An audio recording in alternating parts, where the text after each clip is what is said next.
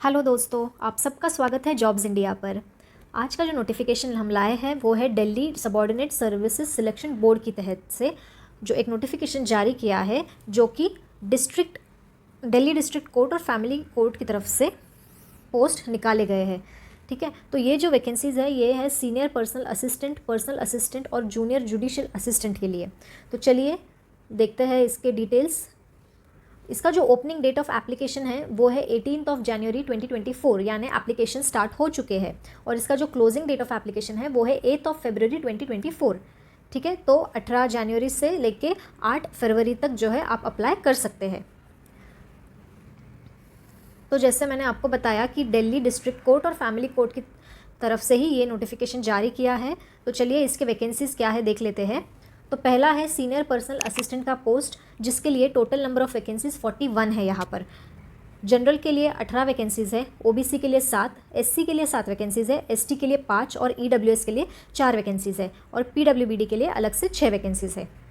उसके बाद personal assistant की जो पोस्ट है उसमें डिस्ट्रिक्ट एंड सेशन कोर्ट के लिए टोटल 367 वैकेंसीज़ है और personal assistant district and session court family court जो है उसके लिए 16 वैकेंसीज़ है।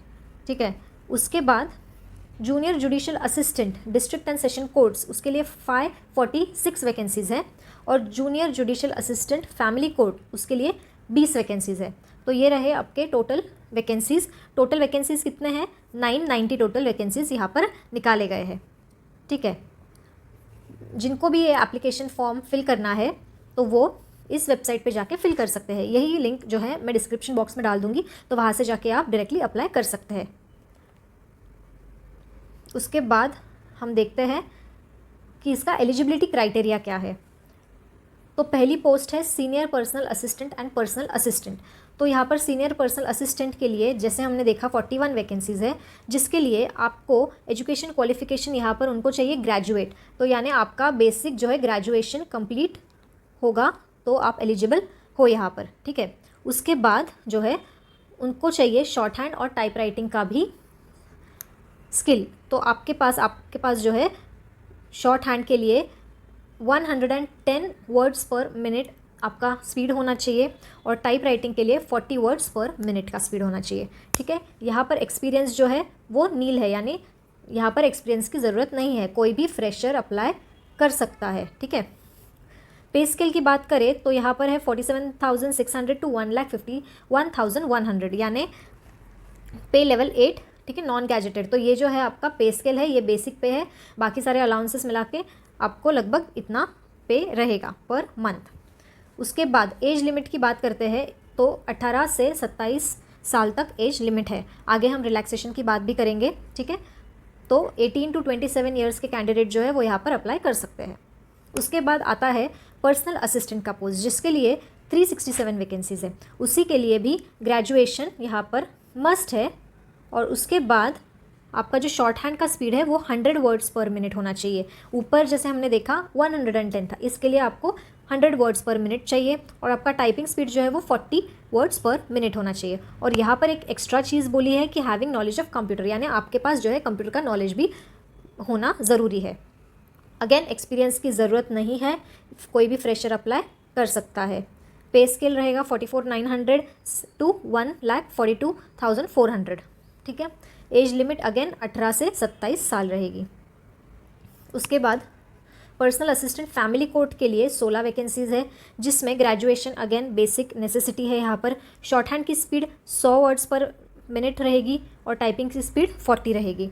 यहाँ पर भी उनको कंप्यूटर का नॉलेज कैंडिडेट से ज़रूरी है, एक्सपीरियंस की ज़रूरत नहीं है। पे स्केल रहेगा 44,900 से 1,42,000। ठीक है, age limit again 18 to 27 years रहेगा। उसके बाद है जूनियर जुडिशियल असिस्टेंट। तो बहुत सारे लोग जो है ये पोस्ट के लिए अप्लाई करते हैं।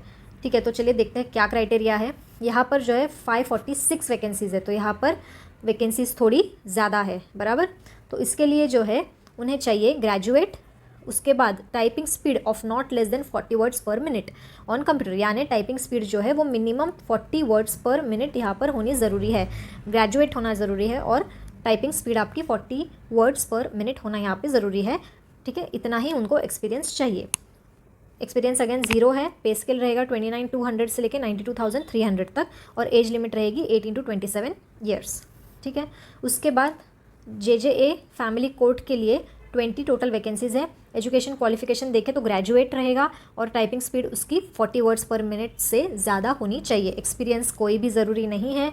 पे स्केल रहेगा 29,200 से 92,300 तक, और एज लिमिट रहेगा 18 से 27 साल तक। ठीक है, ओके। तो अभी जो हमने एज लिमिट देखा 18 से 27 साल का जो है, वो जो कैलकुलेशन होगा वो इस डेट से कैलकुलेट होगा, यानी 8 फरवरी 2024 तक आपका जो एज है वो 18 होना चाहिए या 27 होना चाहिए। उसके बीच में होगा तो फिर कोई बात नहीं है। ठीक है, बट जो भी कैलकुलेशन होगा तो वो 8 फरवरी 2024 तक ही कैलकुलेट होगा। ठीक है, ओके। उसके बाद एप्लीकेशन कैसे फिल करना है वो यहाँ पे उन्होंने बताया है। मैं ये नोटिफिकेशन की भी जो है लिंक वहाँ पे डाल दूँगी, आप अगर उस पर क्लिक करेंगे तो आपका नोटिफिकेशन आप डाउनलोड कर सकते हैं वहाँ से। ठीक है, ये पूरे इंस्ट्रक्शंस दिए हैं उन्होंने कैसे अप्लाई करना है एप्लीकेशन फॉर्म। उसके बाद एप्लीकेशन फ़ी की बात करते हैं तो यहाँ पर जो है 100 रुपीज़ फ़ी है। किसके लिए? तो अनरिजर्व्ड कैटेगरी के जो लोग हैं उनके लिए है। ठीक है, और यहाँ पे मेंशन किया है उन्होंने कि वुमेन कैंडिडेट्स और candidates belonging to schedule caste, schedule tribe, PWBD और एक्स सर्विसमैन के लोग जो है they are exempted from paying application fee, यानी इन लोगों के लिए कोई भी एप्लीकेशन फ़ी नहीं है, ये free of cost application form fill कर सकते हैं। ठीक है, और बाकी जो लोग बचे हैं उनके लिए 100 रुपीज़ जो है वो एप्लीकेशन फ़ीस है। तो एप्लीकेशन फ़ीस भी बहुत ही कम है। तो जो भी लोग दिल्ली में रहते हैं या बाहर के भी लोग अप्लाई कर सकते हैं, बट जो लोग दिल्ली में रहते हैं उनके लिए बहुत अच्छा एक ऑप्शन है, यहाँ पे बहुत अच्छा एक जॉब का ऑप्शन है, गवर्नमेंट जॉब का ऑप्शन है। ठीक है, तो आप ज़रूर इस पर सोच सकते हैं। अभी बात करते हैं एग्जामिनेशन पैटर्न की। ठीक है, तो यहाँ पर जो एग्जामिनेशन होता है वो 4 टायर में होता है, 4 टायर में होता है। ठीक है, तो टायर 1 जैसे होता है MCQ, उसमें क्या होता है कि आपका MCQ लेवल पे टेस्ट होगा। ठीक है, MCQ का टेस्ट होगा जो कि सिर्फ क्वालिफाइंग इन नेचर होगा। ठीक है, उसके बाद आपका आता है डिस्क्रिप्टिव टेस्ट जो इंग्लिश लैंग्वेज में होगा। यहाँ पे आपकी इंग्लिश लैंग्वेज टेस्ट की जाती है और ये एग्ज़ाम के मार्क्स कंसिडर होते हैं। ठीक है, उसके बाद टायर 3 रहता है स्किल टेस्ट। तो स्किल टेस्ट आपकी होगी तो ये भी क्वालिफाइंग इन नेचर ही रहेगी, और ये अगर आपने क्वालिफाई किया तो उसके बाद आप जाते हो इंटरव्यू, लास्ट स्टेज। और ये इंटरव्यू में जो आपका ये होगा लाइक आप इंटरव्यू जैसे भी आपका होगा उस हिसाब से आप सिलेक्ट हो जाओगे। तो ये जो इंटरव्यू तक अगर आप जाते हो तो ये इंटरव्यू कंडक्ट होता है दिल्ली डिस्ट्रिक्ट कोर्ट में। ठीक है, ओके। तो देखते हैं अभी पोस्ट वाइज क्या है यहाँ पर। जैसे सीनियर पर्सनल असिस्टेंट की पोस्ट के लिए MCQs रहेंगे 90 मार्क्स के, 90 क्वेश्चंस 90 मिनट्स। ठीक है, उसके बाद उसका डिस्क्रिप्टिव होगा 75 मार्क्स का, 3 क्वेश्चंस रहेंगे और 90 मिनट्स रहेंगे। उसके बाद स्किल टेस्ट होगा, शॉर्ट हैंड टेस्ट रहेगा 110 वर्ड्स पर मिनट का, और typing test 40 words per minute का, और उसके बाद रहेगा आपका इंटरव्यू। ठीक है, 10 मार्क्स का। अभी ये जो MCQ बेस्ड रहेगा वो किस पे बेस रहेगा? तो वो रहेगा जनरल इंग्लिश कॉम्प्रिहेंशन के बेसिस पे 50 मार्क्स के लिए, general knowledge including current affairs 20 marks के लिए, और जनरल इंटेलिजेंस 20 मार्क्स के लिए। ठीक है, डिस्क्रिप्टिव रहेगा एसे, ग्रामर और ट्रांसलेशन। ओके, अभी इसके जो स्किल टेस्ट है उसके लिए आपको पैसेज दिया जाएगा 550 वर्ड्स का। ठीक है, तो that will be dictated in 5 minute duration, और candidate will get 40 minutes duration to transcribe the dictated passage on the computers. Okay, उसके बाद रहेगा आपका, अगर आप वहाँ पे पास कर जाते हो तो आप जा सकते हो इंटरव्यू के लिए। उसके बाद आता है पर्सनल असिस्टेंट, दोनों मतलब personal assistant district session court और पर्सनल असिस्टेंट फैमिली कोर्ट, दोनों के लिए क्या रहेगा? अगेन MCQs रहेंगे 90 marks, 90 questions 90 minutes. Again descriptive रहेगा, और ये जो स्किल टेस्ट है वो शॉर्ट हैंड 100 रहेगा वर्ड्स पर मिनट्स, और टाइपिंग टेस्ट 40 रहेगा, और उसके बाद रहेगा इंटरव्यू। ठीक है, उसके बाद जूनियर जुडिशल असिस्टेंट, उसके लिए जो है मार्क्स रहेंगे 120, MCQs रहेंगे 120 और टाइम रहेगा 120 मिनट्स। डिस्क्रिप्टिव की बात करें तो 100 मार्क्स का पेपर रहेगा, 3 क्वेश्चंस रहेंगे और 120 मिनट्स रहेंगे। स्किल टेस्ट देखेंगे तो टाइपिंग टेस्ट 40 वर्ड्स पर मिनट्स रहेगी, और उसके बाद इंटरव्यू जो रहेगा वो 15 मार्क्स का रहेगा। तो इसका थोड़ा सा मार्क्स का थोड़ा सा ऊपर नीचे मतलब डिफरेंस है, ऊपर जो हमने 2 पोस्ट देखे उससे ये थोड़ा डिफरेंट है। ठीक है, ओके।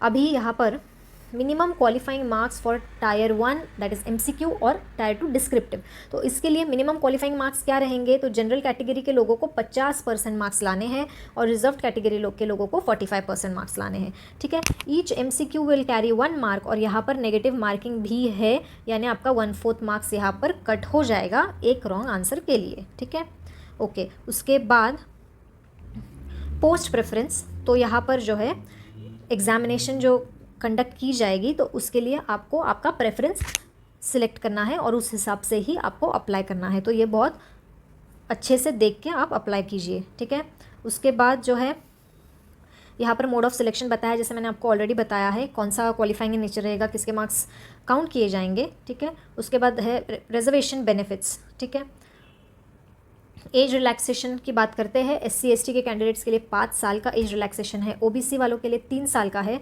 PWBD प्लस जनरल और EWS वालों के लिए 10, मतलब जो PWBD वाले हैं उनमें जो है ये उनको 10 साल का है। ठीक है, PWBD वालों को ये 15 और 13 साल।